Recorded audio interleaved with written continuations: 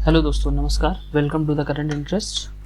आखिरकार 3 साल बाद वर्ल्ड बैंक ने अपनी लॉजिस्टिक परफॉर्मेंस इंडेक्स रिलीज़ ही कर दिया। हर बार ये हर 2 साल के अंतर में इंडेक्स रिलीज़ होता था। जैसा कि आपने सुना ही होगा कि इंडिया की रैंक में 6 प्लेसेस की इंक्रीज़ हुई है। हम जानते हैं कि किसी भी विकासशील देश को विकसित होने के लिए उसके लॉजिस्टिक ट्रांसपोर्ट का बेहतर होना ज़रूरी है, क्योंकि ट्रांसपोर्ट के बेहतर होने पर ही सामान की आवाजाही बेहतर और अच्छे तरीके से हो सकती है। इस वीडियो में हम बात करेंगे भारत की रैंकिंग के बारे में, उसकी रैंक की इम्प्रूवमेंट कैसे हुई तथा उसके इम्पैक्ट्स क्या होंगे आगे जाके, और अपने पड़ोसी देशों के बारे में तथा उनकी रैंकिंग के बारे में भी समझने की कोशिश करेंगे। चलिए शुरू करते हैं। जैसा कि भारत की रैंक 6th प्लेस में इंक्रीज़ होकर 2023 में 38 हो गई है। ये पहले 2018 में 44 हुआ करती थी और 2016 में ये 35 हुआ करती थी।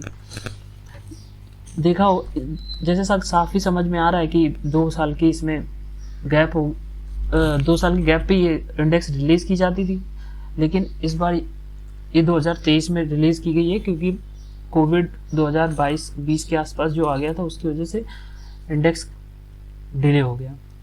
समझने की कोशिश करते हैं नेबरिंग कंट्रीज़ के इंडेक्स के बारे में।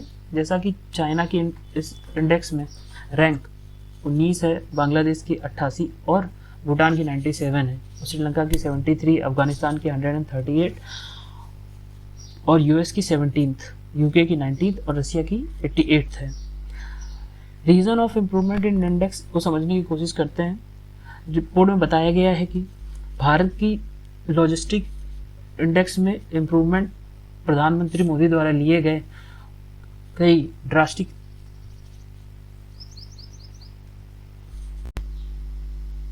कई इम्पोर्टेंट डिसीजंस के कारण भारत की जो रैंक हुई है उसमें इम्प्रूवमेंट हुआ है। उसी में जैसे 2021 अक्टूबर में प्रधानमंत्री मोदी ने गति शक्ति इनिशिएटिव को लॉन्च किया था।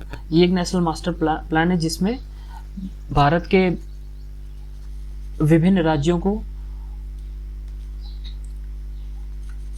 तथा उनके इंफ्रास्ट्रक्चर को डेवलप किया जाएगा। और पहले जैसे आपने सुना होगा कि पहले हम लोग देखते भी हैं ऐसा कि हम लोगों के यहाँ रोड बनती है, उसके बाद नाली बन जाती है, उसके बाद उसमें पता चला नीचे बिजली के बिल वो तार बिछाए जा रहे हैं, जिससे कि रोड को बार बार खोदना पड़ता था और इसमें बहुत सारा पैसा ही बर्बाद होता था। इसको रोकने के लिए एक इंटीग्रेटेड सिस्टम भी पीएम मोदी ने लॉन्च किया था, तथा एक नेशनल लॉजिस्टिक पॉलिसीज़ भी 2022 में लेके आए थे, जिससे कि ट्रांसपोर्ट जो रिलेटेड चैलेंजेस हैं वो कम हो सकें, तथा कोई भी दूसरा मिनिस्ट्री कहीं भी काम करती है, जैसे टेलीकॉम मिनिस्ट्री अपने जैसे वायर्स बिछा रही है टेलीकम्युनिकेशन के लिए, तो वो ट्रांसपोर्ट मिनिस्ट्री से कम्युनिकेट कर सके, और ताकि जो कहीं ट्रांसपोर्ट का काम चल रहा हो तो उसी टाइम पे क्या या उसे थोड़ा टाइम के लिए रोक कर पहले टेलीकम्युनिकेशन के तार बिछा लिए जाएं, जिससे कि पैसा भी बचेगा और आगे जाके टाइम भी बचेगा। रिपोर्ट में बताया गया है कि 2015 में गवर्नमेंट ऑफ इंडिया ने बहुत सारा पैसा क्या कहते हैं सॉफ्टवेयर में और हार्डवेयर में इंफ्रास्ट्रक्चर को डेवलप करने में बहुत सारा पैसा इन्वेस्ट किया है, जिसका ये परिणाम हुआ है कि आज 2023 में इंडिया की रैंक 6 प्लेसेस इम्प्रूव हुई है और हम 38th पे आ गए हैं।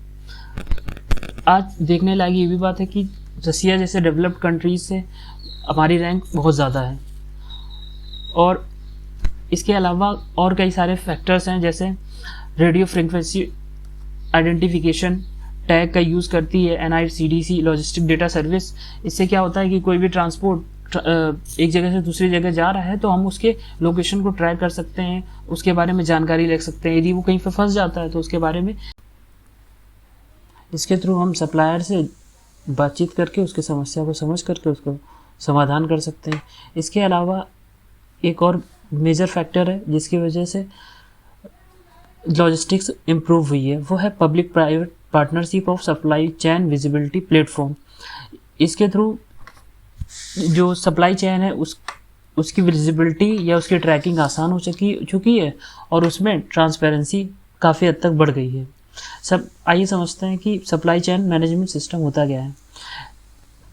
ये एक एग्जांपल से समझते हैं कि जैसे मान लो आप सामान लेने जाते हो, मान लो एक आप बाइक लेते हो, तो बाइक में ऑटो पार्ट्स लगते हैं, उसके कई टाइप्स के पार्ट्स होते हैं, हेडलाइट होती है और टायर्स हैं, ट्यूब्स हैं।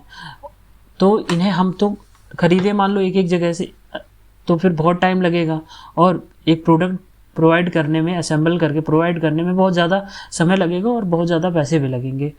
और तो इसको कम करने के लिए सप्लाई चेन सिस्टम का यूज़ किया जाता है, मैनेजमेंट सिस्टम का यूज़ किया जाता है।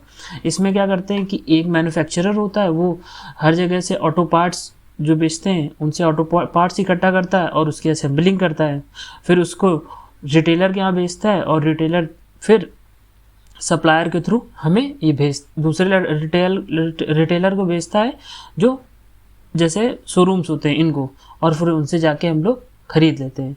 तो इसमें भी, इसके थ्रू भी लॉजिस्टिक्स बहुत हद तक इम्प्रूव हुई है।